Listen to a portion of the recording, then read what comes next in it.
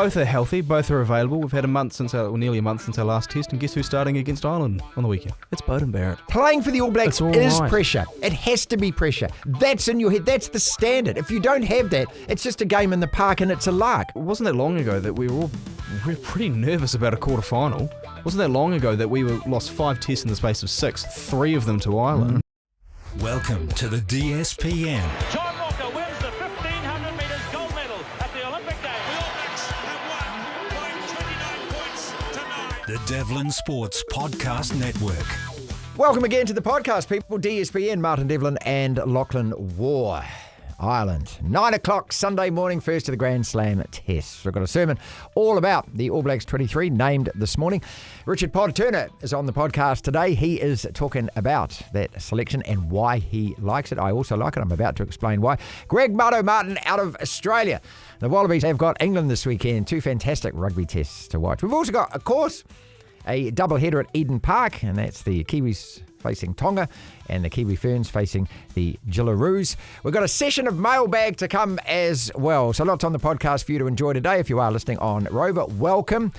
Spotify video, Apple Podcasts, or here on the DSPN YouTube channel. We thank you very much for all your support. Keep clicking subscribe for us. We want to get to 17,000 this weekend. Subscribers on the DSPN YouTube channel. Appreciate it. Appreciate all your comments as well. Good, bad, and indifferent. And we'll deal with those in just a second. Marty Sermons, brought to you by WebWonks. Generate online leads with WebWonks. Doctors for your Google data. We live in an amazing, amazing world, and it's wasted on the crappiest generation of just spoiled idiots. I like it. I like the All Blacks 23 to face Ireland, and I like the thinking behind these selections. Clearly, Scott Robertson has a plan, and that plan is to pick his strongest team for this test. A test, as I've been saying all week, that simply must be won. The tied 5, incidentally, is the same 5 players that started both tests versus Argentina in the Rugby Championship. Now, I know there were injuries at the time, obviously, but it's just interesting, isn't it, that those 5 are still there, and they will start versus Ireland. The loose forward trio, the same that started versus Aussie in Perth. Beauden Barrett, if healthy, was always likely to replace Damian McKenzie at 10. He is the preferred first 5. That is now screamingly obvious. Midfield, also the same as in Perth. Quinn Tupaia played so strongly in that test, you couldn't leave him out. And finally, it also appears we're settling on a back 3. Carter and Jordan, the incumbents from Perth. Caleb Clark, when fit, has replaced Rico as the first choice number 11. Leicester wore that jersey in Perth. He's now on the bench, meaning no place for Proctor or Leonard Brown. Leicester, it appears, has usurped both those two in the rankings. The other minor change at number 8, Peter Lakai now gets that spot that I think we all thought was Satiti's, but Wallace also back on the bench. I wish there was a place somewhere for Ruben Love, but where exactly? McKenzie has to be part of the 23, and Leicester covers positions that Love can't. Look, we're always going to argue about 1 or 2 individual players, and I like that. I welcome that. It's part of the way we support and engage with our All Blacks. The day we stop debating selections, then there is a problem, because that means we don't really care. But my main point is, as I said at the beginning, I applaud the mentality behind this team selection. On the podcast today, Richard Turner is going to join us with his thoughts, and I'll steal a line straight from our chat with him. This is a test we have to win. The whole point of this tour is to achieve another Grand Slam, something we haven't done and won for 15 years. That means winning in Chicago. You lose that, it's all over before it's even begun. The All Blacks are there to win. Which means, and I quote Pod, no room for sentiment, no time to experiment. Play your best available 15, go and win the game. And I agree 100% with this. I endorse it. I think exactly the same. It's mailbag time, Lachlan, which means we go through comments that have been sent to us across social media and the DSPN YouTube channel. We select a handful, and we comment back on the comments that you have made. Again, thank you so much. We read them all, or as many as we possibly can, try and reply to as many as possible as well. We cop it again this week, which we always do. That's okay. As long as you keep it seemly. We're all meant to be mates, aren't we? So you're allowed to jip us and give us grief and all of that kind of stuff. When it gets to the insulting stage, well, that's when the moderator comes in with the big wet blanket in the hole. So I welcome it. I encourage it. But I also think at the end of the day, we're just here to debate sport. That's it. Go and get another jug, pour another beer, keep talking. So thank you so much. Yes! A lot on the Ireland test, and we'll get to all of that in a second. Big Dog 2066 says, I'm actually a little baffled here. This was after Jason Holland last week said he is resigning from the All Blacks. Who is actually running the All Blacks' general attack? I know Holland does or did the set-piece strikes. Does anyone know? It's a good question. I thought he was the backline coach. Then when he quit, he was the set-piece attack coach. I must admit, and I'm not being facetious here, but I lose track of the titles that a lot of these guys are given, what their roles exactly are. And we talked about this at the beginning of the week, wondering whether they're going to replace him or not, or whether they're just going to actually do it with the amount of coaches that they've already got. And I go back to Wayne Smith, Ted Henry, and Mike Cron coming into the Black Ferns with only months to go before a World Cup in a real shambles of a situation, and coached a team to win a world title. They only needed 3 of them. I do wonder whether it's a bit top heavy with the All Blacks. I think with the Black Ferns they did have a few other assistants. I think Alan Bunting was involved. I'm pretty sure. What's Sir Steve Hanson's daughter's name? Is it Whitney Hanson? Oh yeah, Whitney was involved. Whitney was involved.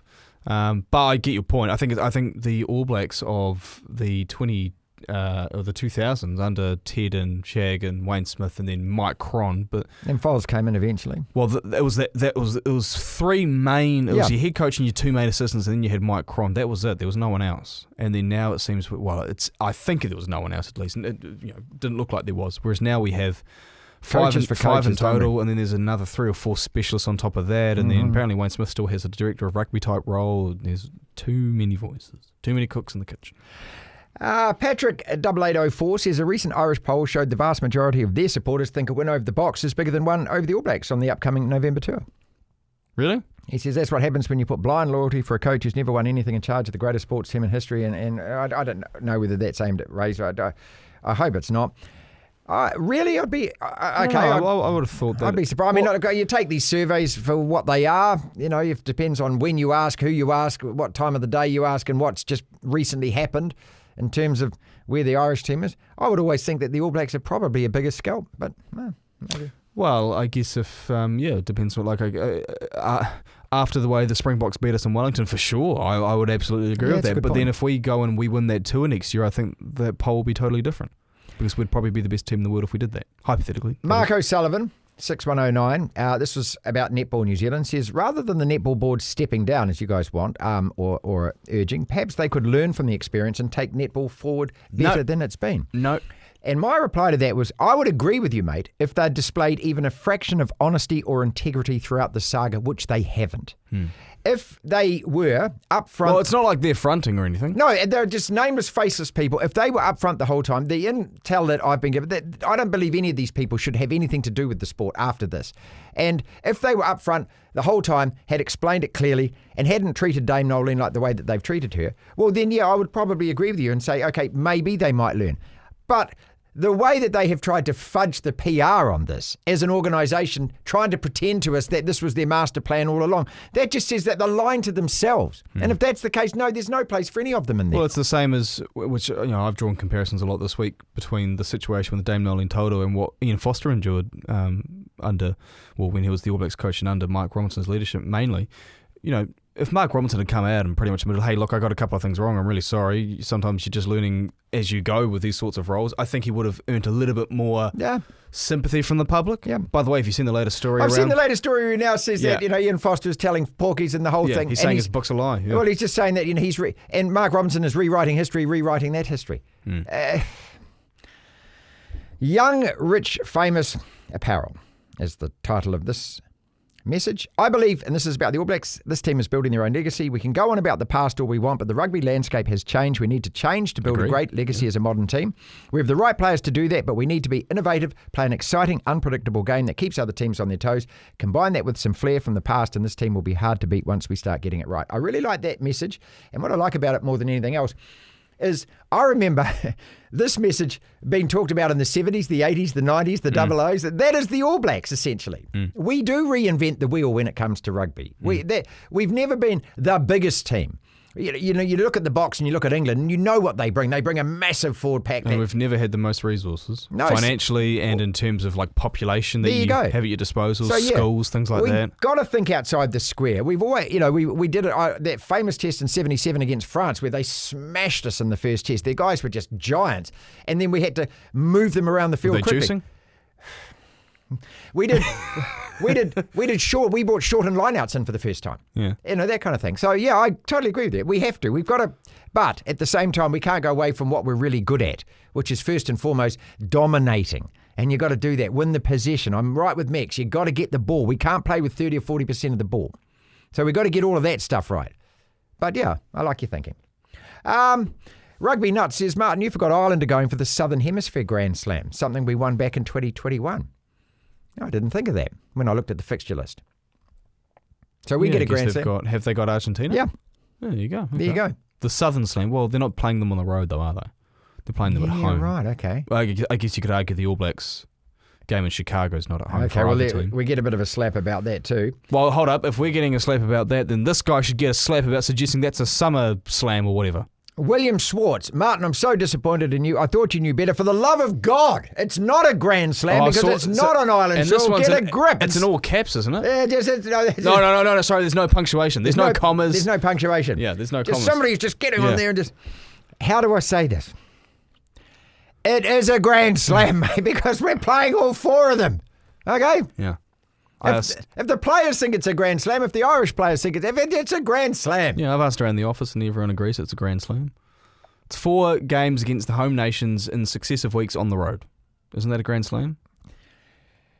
If we win it, we're going to be calling it. I can tell you that. D. Mazingi.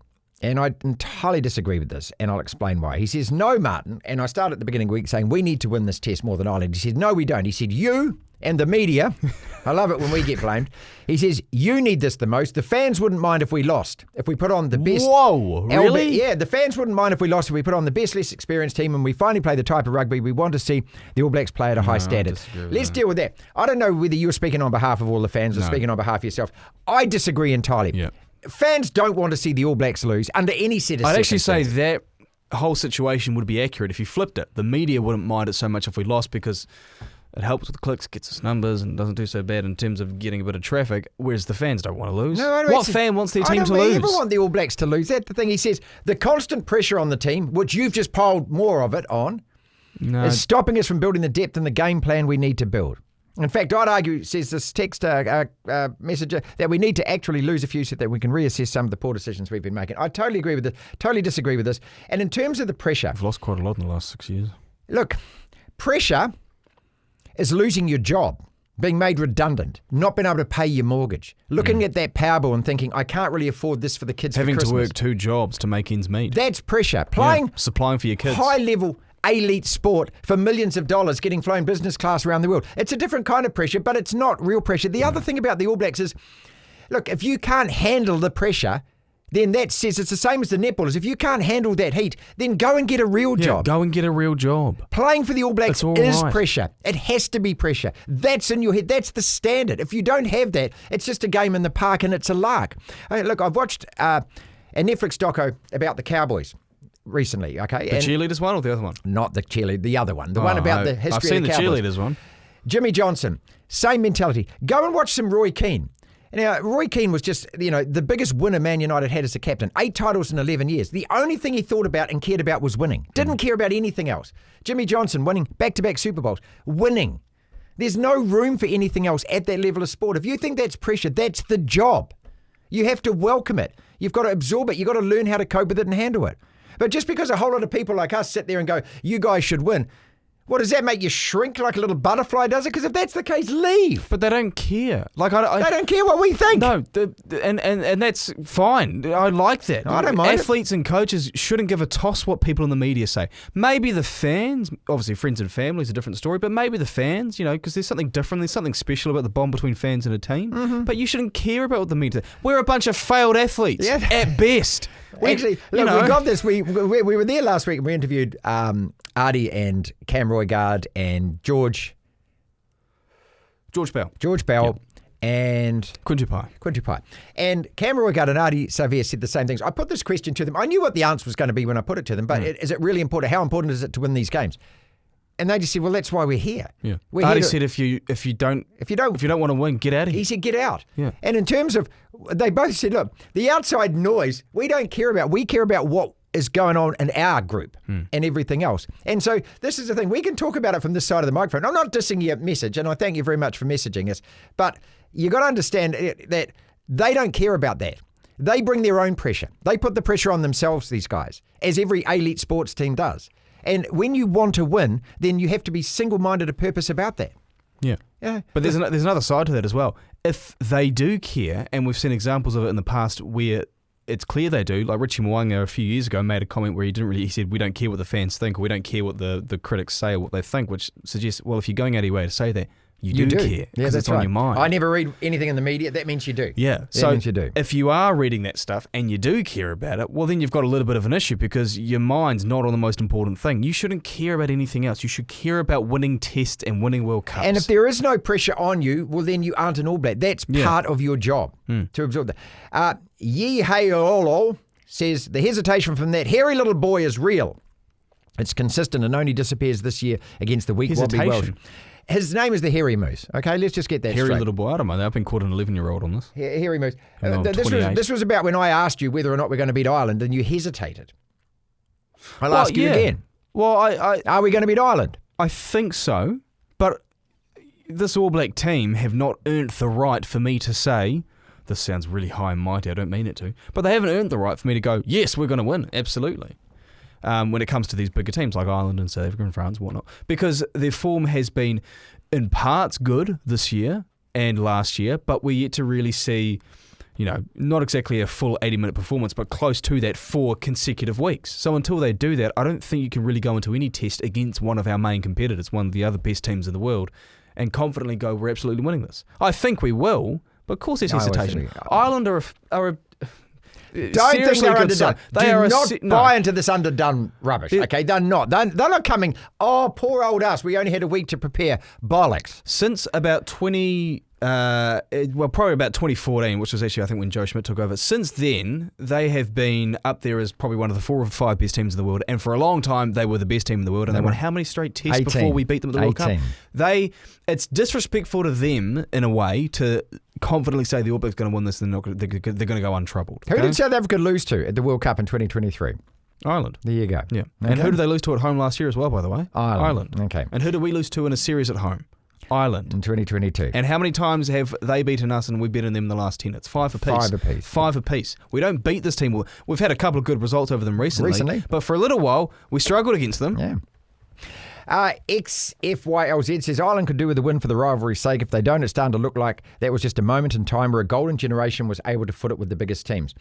I think you're just a little harsh and ahead of yourself. I understand the comment, but I think you're a little harsh and ahead of yourself, because this Ireland team, I think, has been legit longer than from 2016 when they beat Chicago. I think probably for the last 10 years or more, this team's been legit. Yeah, they had a really good build. I remember I was in high school at the time. They had a really good build up to the 2015 World Cup, and they had a pool game at that tournament where they played France and they beat them, but they had lost a lot of players to injury. And so they went into a quarterfinal against Argentina without their best team, and Argentina beat them.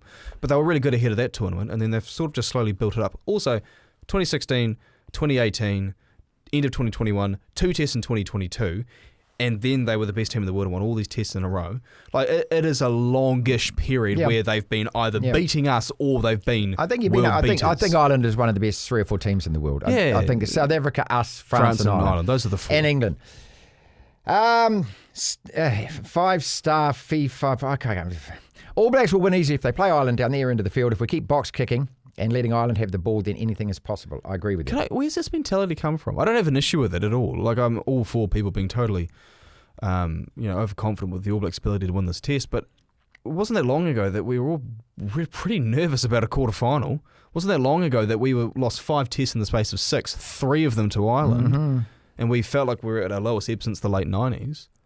Like, I'm all for it, but I'm just curious where this confidence has come from. That, oh no, we'll beat Ireland. This tour is so important to me. That's why I'm really in favour of the selection. I'm really in favour of playing our strongest team. I'm really in favour of going out there, laying down a marker and saying we have to win this game. If we don't win this game, then the next 3 tests are like, what? Okay, we're playing these games, but there's no Grand Slam. What do we do then? I think the selection mentality has to change if that's the case. But we have to win this game. We're there to win, aren't we? Yes, that's the point. Again, it's one of the 4 best teams in the world. We turn up to playing. smack your butt, is what we do. In what universe should we not be taking Ireland seriously? Should we not be playing our best team? What on earth? Of course we should. It's like playing France. It's like playing the Springboks. England, to an extent. Anyone outside of those teams, I'd be on board with maybe rotating the team. But come on, Ireland are a really good side. That hasn't changed in a year. Couple here about... And the whole idea also that Andy Farrell hasn't, he was away at the Lions series and they had, I think it was Paul O'Connell was their coach during the Six Nations, and I would assume that he was still overseeing them when they played Portugal in July. Like, that doesn't mean anything at all. Good coaches overcome things like that. We're going to cop it here. KPPK2084. What a joke. How has D-Mac not made the most of his chances? As you said yesterday, you didn't think he had. While Bowden has been completely average for 5 years, he gets the starting role. D-Mac, God, are you 12 years old? His name is Damien McKenzie. McKenzie's had the highest winning percentage as a starting 10 against the top 5 teams in the world. Really? Has he? What's the time period for that? He was also named the World Rugby International 10 of the Year last year. Yeah, also, okay, steady on. He also was pulled out of that jersey after the Wallabies test in Sydney, and Bowden Barrett had the job, and Damien McKenzie played, I think, the second half against Ireland because Bowden went off injured, didn't he? Well, we've been accused of joke analysis. Analysis. In that case, so's Razor and so's the rest of the selectors. They see something that we don't. They see the training every day and everything else. I think that whether you think he's the best first 5 for us or not, and there's Richie Mwanga in the background, right now Bowden Barrett is that guy. Damien McKenzie is not the guy to start this test match for New Zealand. I don't believe he is. I think his role off the bench is a really important one. Exactly. And I expect him to come on and do what he does. And look, it happened a couple of tests ago where he came on and played just about the whole game. Yeah. But he's not a bad player. He's not a bad player. I just don't think he's not as good as. I just don't think we don't think he's as good as Bowden Barrett. Also, both are healthy. Both are available. We've had nearly a month since our last test, and guess who's starting against Ireland on the weekend? It's Bowden Barrett. Luthan Domondliwea. I hope I pronounced that right, my friend. Love your show. I do think, however, that you should do more research on a story before you comment about it. Go watch the JHW video. Make a fair comment afterwards. JHW. This is Jan. Oh, is this the testicle grabber? Look, the video footage, I agree with you, is uncertain. The sighting commissioner saw him and says, I had enough of a view of it. The guy that he grabbed came up swinging and fighting.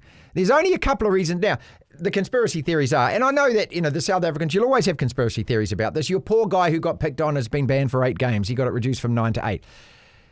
I think probably, and you got to balance the probability here, somebody's not coming up from the bottom swinging because you didn't do anything. Oh, no, he did that so that his red card could get rescinded afterwards. He brought out the testicle grab because then it meant that he...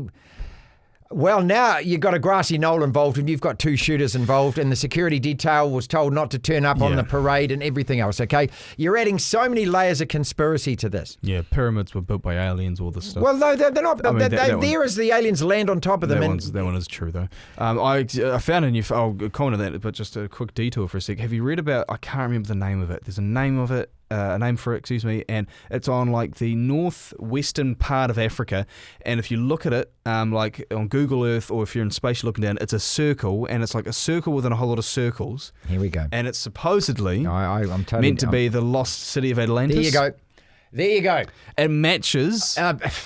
And there's something about, I think, Plato or Aristotle, one of these Greek philosophers said the way they described how Atlantis, how it was structured, it matches that. Seriously, go find a video. It's great. I'm on board. To that comment, referees don't look at something and go, well, I think this is what happened, and he's kind of said that, but he's saying that. Give him 9 matches.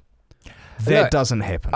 He's either the unluckiest player on the planet, or he did it. Also, South African rugby fans, we love you. We have a really great friendly rivalry between New Zealand and South Africa when it comes to rugby. Genuinely love you. A good portion of you are unbelievably one-eyed. No one wants this guy to have done that. Let's make that clear. Of course no not. one wants... We don't want to see this. And look, you don't want the eye gouger either. You don't want this, okay? No. And if a player just happens to... I don't know whether he lost his mind at the time, what was happening to him to make him grab the guy's balls, whatever. The fact is that I don't think they dish this out if it was nothing. No, I don't think so. It doesn't and happen. I don't think the player responds like he responded. And even after some sort of nothing. review where it gets reduced from 9 to 8. It just doesn't, that stuff just doesn't happen. Couple to go. Isaac Selliers, IZAKC. Irish hasn't played for a year. I'm not going to correct your grammar, but the Irish haven't played for a year, is your grammar. NZI underperforming. They played in February, so that's Is that NZI? You're talking about the insurance company? Anyway, I get you meaning the All Blacks. Irish hasn't played for a year. New Zealand underperforming. Expect a yawn. You're on our podcast where we're talking about rugby. We're talking about this game, and you are taking the time to comment on the fact that you don't care. The whole thing's... It's boring, yeah. Dude, walk outside. Smell some roses. Go and do something else. No one's forcing you to watch this game. If you don't want to watch it, don't watch it. If you think it's going to be a yawn, why are you even engaging in any kind of talk about it? Agreed. At the same time, please, keep commenting and Please liking our stuff. Of course, we do that. Yeah.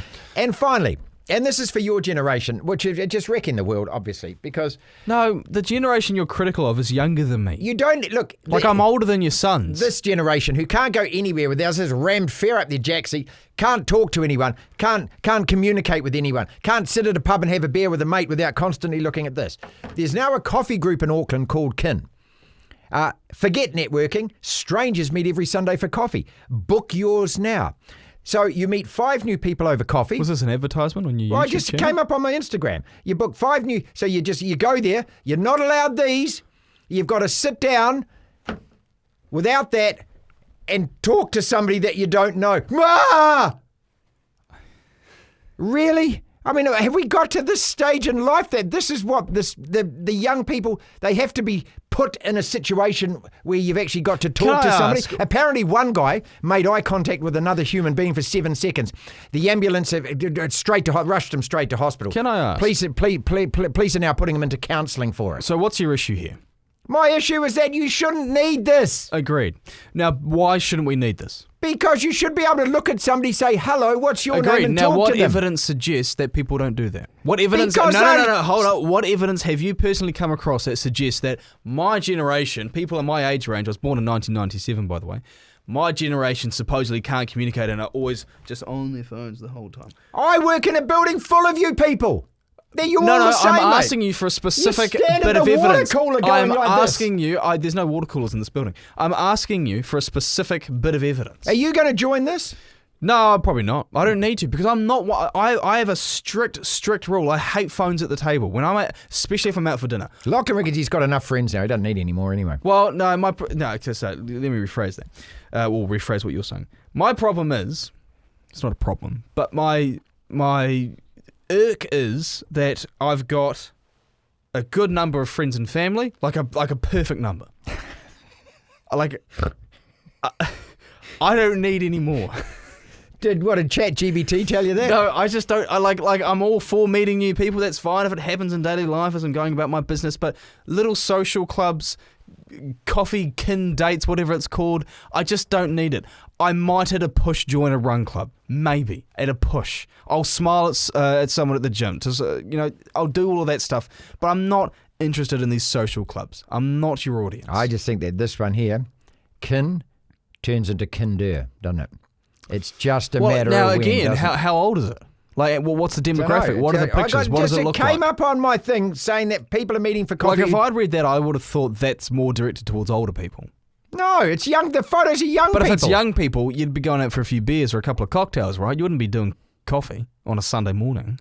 You'd be doing something on an afternoon, evening. It's like any sort of social club you have, whether it's a work one or something, or it's got to involve alcohol. Now, not so that you get drunk. You be responsible, but a little bit of liquid luck. You're juiced up a little bit. You feel good, and the conversation starts flowing. It gets rid of any of the social anxiety. Hi, Lachlan. I'm Martin. No. We're not playing any role play here. But you see what I'm saying. You know what I mean? Like if you're having any sort of networking event, or you're having any social club, you got to have a couple of beers just to kind of loosen things up. Obviously not too many, then you start, yelling expletives. I'd be asked to leave the table at the first person that arrived with a Moco Doco Decaf Popo. That's why you stick to alcohol. DSPN.